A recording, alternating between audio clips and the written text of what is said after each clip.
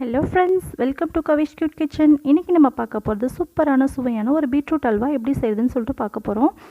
இதுக்கு கலர் எதுவுமே ஆட் பண்ணல, இருந்தாலும் சூப்பராக அந்த கலர்லேயே பர்ஃபெக்டாக வந்துருச்சு. இதை எப்படி செய்யுதுன்னு சொல்லிட்டு பார்க்கலாம். இது வரைக்கும் நம்மளுடைய கவிஷ் கியூட்னு சப்ஸ்கிரைப் பண்ணாதவங்க மறக்காமல் சப்ஸ்கிரைப் பண்ணிக்கோங்க. பக்கத்தில் உள்ள பெல் பட்டனை ப்ரெஸ் பண்ணுங்கள்.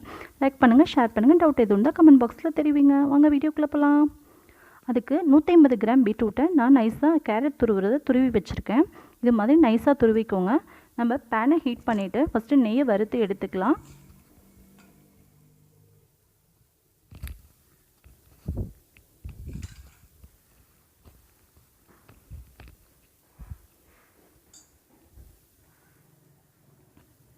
நெய் ஹீட்டாக நோட்டி முந்திரி பருப்பை போட்டுடலாம்.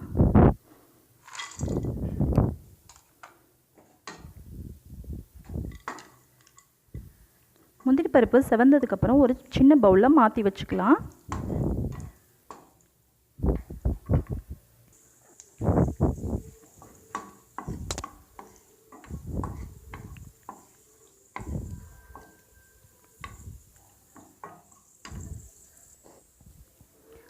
முந்திரி பருப்பு நல்லா செவந்துருச்சு.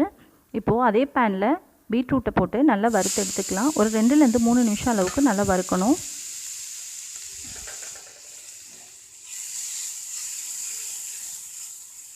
இந்த ஈரோலாம் வற்றிடுச்சு.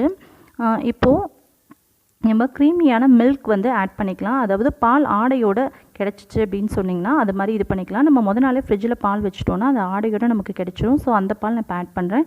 இல்லைனாலும் நீங்கள் நார்மலாக ஒரு டம்ளர் பால் ஆட் பண்ணிக்கலாம். ஒரு 150 கிராம் பால் 150 மில்லி பால் நான் ஆட் பண்ணியிருக்கேன்.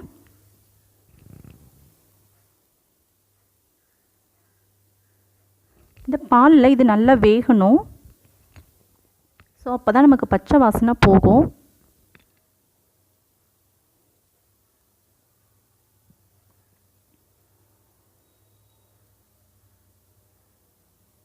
ஓரளவுக்கு பால் நல்லா வற்றி பாதி ஸ்டேஜாக இருக்கும்போது இப்போது ஏலக்காய் சேர்த்துடலாம்.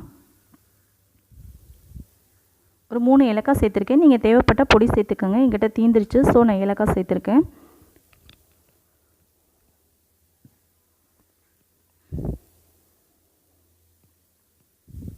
இப்போது பால் நல்லா வற்றி வந்ததுக்கப்புறமா நம்ம சுகர் ஆட் பண்ணணும்.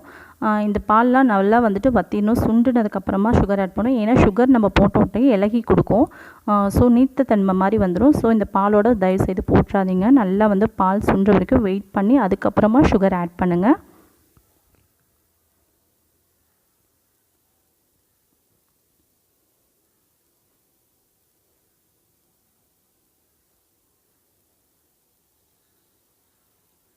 இப்போது நம்ம சுகர் ஆட் பண்ணலாம். பால் நல்லாவே வற்றிடுச்சு. நான் ஒரு 100 கிராம் அளவுக்கு தான் சுகர் எடுத்திருக்கேன். ஏன்னா பீட்ரூட்லேயே ஆல்ரெடி சுகர் இருக்கும். ஸோ கம்மியாகவே ஆட் பண்ணிக்கோங்க. தேவைப்பட்டால் மறுபடியும் சேர்த்துக்கலாம். டேஸ்ட் பண்ணி பார்த்துட்டு அதுக்கப்புறம் சேர்த்துக்கோங்க.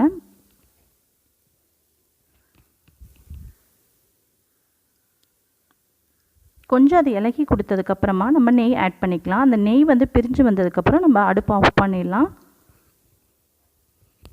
அவ்வளவுதான். ஒரு 2 ஸ்பூன் நெய் விட்டுக்கிட்டோன்னா இது சீக்கிரமாகவே உங்களுக்கு பிரிஞ்சு கொடுத்துரும். லாஸ்ட்டாக நம்ம சேர்க்குறனால முந்திரி பருப்பையும் அதோடய ஆட் பண்ணிக்கலாம்.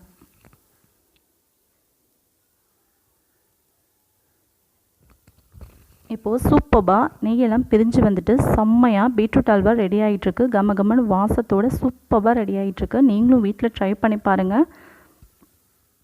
ட்ரை பண்ணி பார்த்துட்டு எப்படி இருந்துச்சுன்னு சொல்லி எனக்கு கமெண்ட் பாக்ஸில் தெரிவிங்க.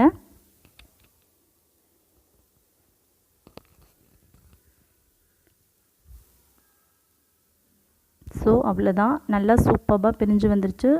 சூப்பராக இருக்குது. நம்ம சர்வ் பண்ணிடலாம். நீங்களும் வீட்டில் ட்ரை பண்ணி பாருங்கள். அவ்வளவுதான்.